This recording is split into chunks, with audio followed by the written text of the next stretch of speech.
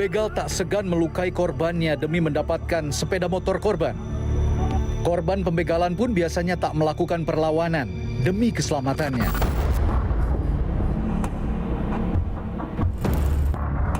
Namun Silmi, seorang karyawan perusahaan swasta di Jakarta Pusat, pernah menghadapi pelaku begal dengan cara tidak biasa. Saat itu sekitar jam 2 dini hari, Silmi pulang kerja mengendarai motornya. Saat melintasi Jalan Dan Mogot, Jakarta Barat, 4 pelaku begal tiba-tiba memepetnya. Satu temennya itu langsung motong gunting motor gue di depan. Ya karena memang gue udah waspada dari awal dan kebetulan di jok motor gue udah ada cutter gitu ya, bekas kebutuhan syuting dan segala macam. Akhirnya gue buka kuncinya gue lempar, langsung gue ambil jok motor, gue ambil cutter. Menyadari bahwa komplotan begal yang ingin mengambil motornya masih berusia remaja, Silmi menggeretak untuk menyiutkan nyali para pelaku. Kalah nyali, keempat begal itu pun pergi meninggalkan lokasi.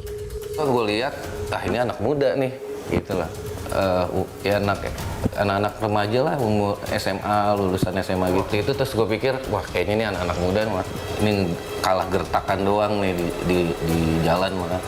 Nah gue udah, dia teriak, gue teriak. Ya udah, gue bilang, karena dia udah ngelihat gue bawa cutter juga, gue bilang ya udah ganti-gantian aja. Gue tunggu depan lo, Dia langsung sama temen naik motor, gue putar balik. Perlawanan terhadap begal juga pernah dilakukan Irfan Bahri pada Mei 2018 silam di Bekasi. Saat itu Irfan tak gentar melawan 2 orang begal bersenjata tajam yang ingin mengambil ponsel temannya. Saya pikir waktu kejadian itu saya hanya digertak, ditakut-takutin. Jadi gak sengaja, jadi kena tangan, terus kena ini. Sebelah mana tangannya? Sebelah kiri. Ini karena luka si celurit itu ya? Iya, ini juga, terus ada di punggung di sini. Itu kena karena waktu dia ngebacok saya takis, pas jatuhnya itu jadi turun ke tangan gitu. Sajamnya itu ya? Nah iya, jadi udah itu saya kaget, yang awalnya saya kira ngegertak, jadi saya kaget, saya refleks, saya takis tangannya, saya pelintir, saya ambil balik sajamnya, terus saya serang balik gitu. Salah satu begal terluka dan dibawa ke rumah sakit oleh rekannya. Namun nyawanya tak tertolong.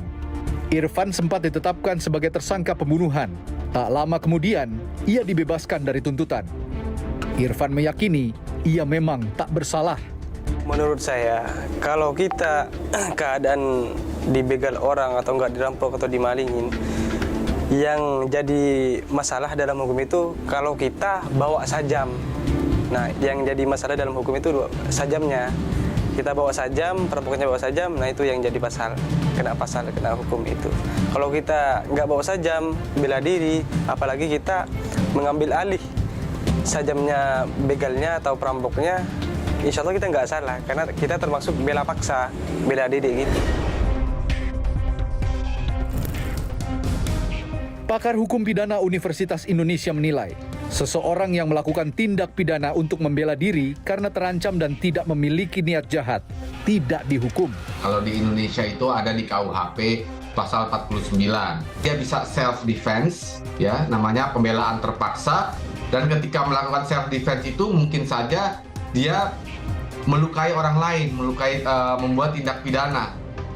Itu boleh aja. Ya, asal ada kondisi-kondisi tadi. Yang pertama, dia terancam. Yang kedua, dia melakukan itu tidak ada niatnya selain dia memproteksi dirinya atau harta bendanya.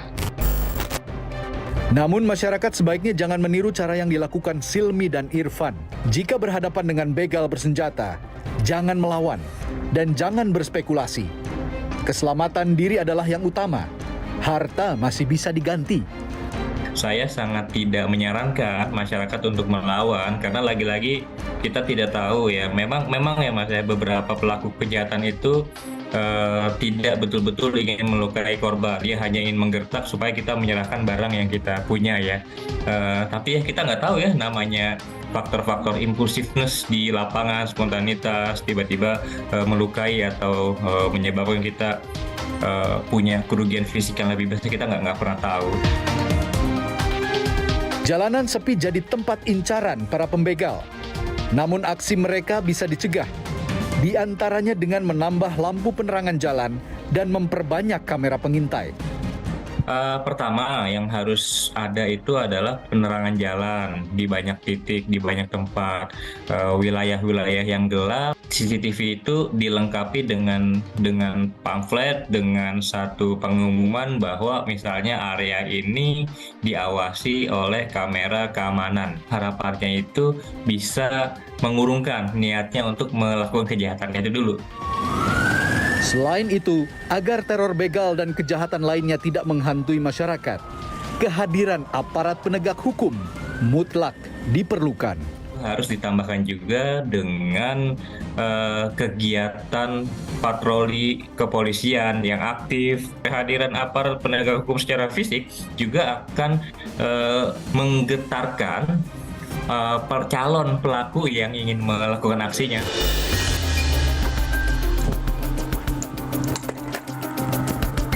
Waspadalah saat melintasi jalanan sepi dan minim penerangan, apalagi jika malam hari hingga dini hari. Usahakan tidak mengendarai motor seorang diri. Bagi pihak berwenang, perbanyak lampu penerangan jalan dan pemasangan CCTV di tempat rawan, serta tingkatkan patroli untuk menekan begal. Kenali modus kejahatan yang dekat dengan keseharian Anda agar tak jadi sasaran berikutnya. Ikuti terus perkembangan pemilu 2024 di Kompas TV Independen Terpercaya. Saya Faisal Alasori, sampai jumpa.